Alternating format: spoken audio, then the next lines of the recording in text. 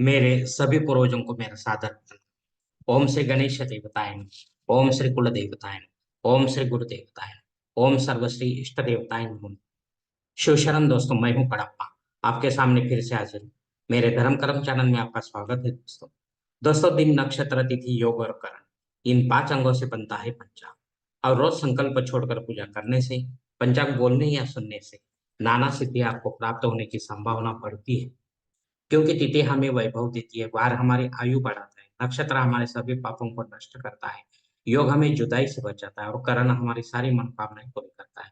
लेकिन इसके लिए हमें शास्त्र शुद्ध स्वधर्म का पालन करना चाहिए, अंतःकरण शुद्ध करना चाहिए। वास्तु दोष अगर है तो उसे हमें नष्ट करना चाहिए। हमारा भक्ति मार्ग शास्त्रविद कर्मों से भरा होना चाहिए। आत्मा परमात्मा का मिलन हमारे जीवन का उद्देश्य होना चाहिए। इसके बाद ही हमें कोई सिद्धि प्राप्ति की आशा करनी चाहिए दोस्तों।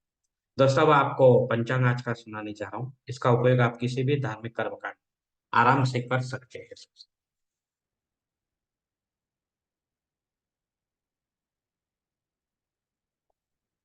दोस्तों, आज तारीख 5 अप्रैल 2024, शालिवान शक 1945, संवत्सर शोभन, आयन उत्तर, ऋतु शिशिर, मास फागुन, पक्ष कृष्ण।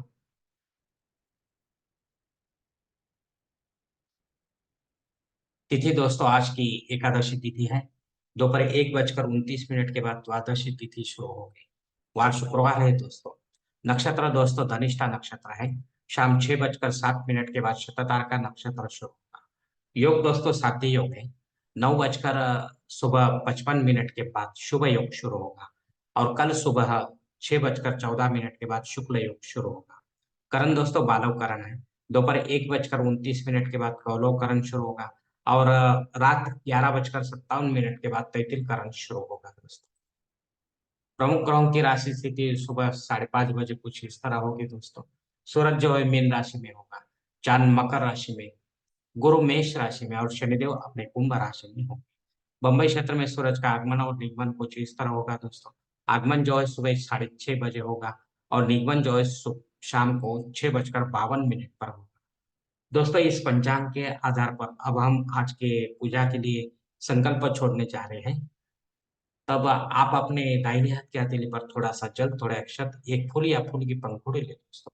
और ये संकल्प जो है बोलना शुरू कर दें। हर ओम शिव शिव शंभुरात्मे प्रवर्तमान सद्य ब्रह्मणो द्वितीय परार्धे श्वेत वराह कल्प वैवस्वत मन्वंतरे कलियुगे प्रथम पादे जम्बूद्वीप भरतवर्ष भरतखंडे मेरो दक्षिण दिग्भागे के महाराष्ट्र देशे व्यावहारिक चांद्रवाणी शालिवान शक 1945 प्रभादि षष्ठी संवत्सरों में शोभन नाम संवत्सरे उत्तरायणी शिशिर ऋतु फागुन मासे कृष्ण पक्षे शुक्रवार वासरे धनिष्ठा नक्षत्र साध्य योग्य पालव करने एकादशी शुभ तिथि वीर गोत्र में उत्पन्न मैं करा मोह पात्र तक्षय द्वारा श्री पार्वती पति परमेश्वर पित्यर्थ विधि विधान से पंचोपचार नित्य देव पूजा एवं इष्टलिंग पूजा करिष्ये।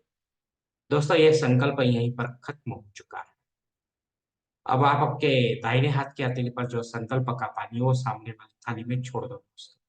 दोस्तों, इस संकल्प की काल मर्यादा सुबह 9 बजकर 55 मिनट तक। इस समय के बाद भी अगर आपको कोई संकल्प छोड़ना है किसी धार्मिक विधि की संपन्नता के लिए, तो कृपा करके आप ऊपर के बदले हुए पंचांग का सहारा लेकर नया संकल्प तैयार करें। और उस संकल्प में आप जो करने जा रहे हैं धार्मिक विधि, उसका उल्लेख अवश्य करें। तब जाकर आपकी ये धार्मिक सेवा जो है संबंधित देवताओं तक पहुंचेगी और उनका आशीर्वाद आप तक पहुंच जाएगा दोस्तों। अपना आपका जीवन और भी सुलभ हो जाएगा।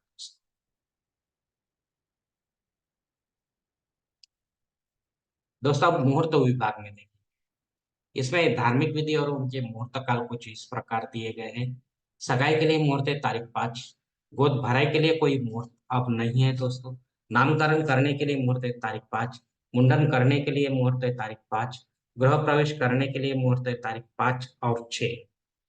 मुहूर्त के दूसरे भाग में और देखेंगे दोस्तों, जनेऊ संस्कार के लिए कोई मुहूर्त नहीं है। शादी ब्याह के लिए मुहूर्त है तारीख 5। वास्तु शांति के लिए मुहूर्त है तारीख 5 और 6। देव मूर्ति की प्राण प्रतिष्ठा अगर आपको करनी है तो उसके लिए मुहूर्त दिया गया है तारीख 5। दोस्तों, ऊपर दिए गए कुछ मुहूर्तों की तारीखों में समय की पाबंदी हो सकती है। किसी जानकार से जानकर ही आप अपने लिए कोई मुख्य और योग्य मुहूर्त का चयन अपने जन्म कुंडली के अनुसार करें। अपने फायदे के लिए पंडित के माध्यम से जबरन कोई नया मुहूर्त निर्माण ना करें, या गौण संकट या आपातकाल के मुहूर्तों का भी चयन ना करें, तभी आप सही मुहूर्त का आनंद उठा पाओगे दोस्तों।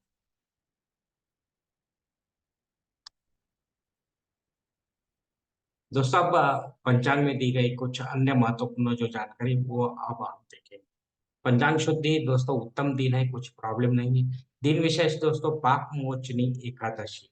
जो भक्तगण इस एकादशी व्रत का आचरण करते हैं, उन्हें नियमों का पालन करते हुए अपनी धार्मिक सेवा जो है भगवान विष्णु के चरण में अर्पण करनी है दोस्तों। और ध्यान रहे कि हमारा व्रत जो है किसी भी हालत में टूटना नहीं चाहिए। द्वादशी श्राद्ध कर्म है दोस्तों। अगर हमारे पूर्वज हमको छोड़कर परलोक निकल गए हैं इस तिथि पर, तो उनके नाम से हमें पिंडदान युक्त ऐसा श्राद्ध कर्म करना चाहिए।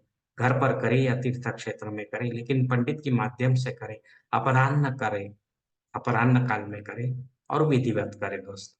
तब जाकर आपकी पितर सेवा जो है आपके पितरों तक पहुंचेगी और उनका आशीर्वाद आप तक पहुंच जाएगा। आपका जीवन और भी सुखमय बन जाएगा दोस्त। अग्नि धरती पर हाजिर नहीं है दोस्त, इसके लिए आप नया कोई यज्ञ या कर्मकांड नहीं कर सकते, छोटा हो या बड़ा। लेकिन जो रेगुलर है वही आप कर सकते हैं।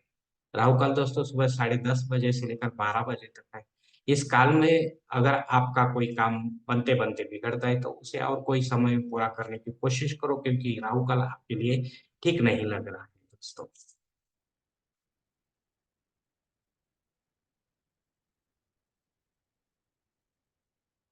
दोस्तों संकल्प के साथ की गई जो पूजा होती है वो शत प्रतिशत और जल्द फलदायी होती है, क्योंकि हम ही होते हैं ऐसे धार्मिक कर्मकांडों के करता धरता। हम ही होते हैं हमारे जीवन को बनाने और बिगाड़ने वाले। अगर आप मेरे विचारों से सहमत है तो कृपा करके मेरा धर्म कर्म चैनल सब्सक्राइब करो, लाइक करो, आपकी फैमिली और दोस्त परिवार के साथ शेयर करो, और कमेंट्स बॉक्स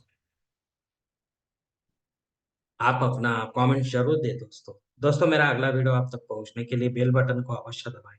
धन्यवाद दोस्तों, हमारी अगली मुलाकात होने तक आप खुश रहे, आनंदी रहे और प्रसन्न रहे। हरिओम। शिव शंभो।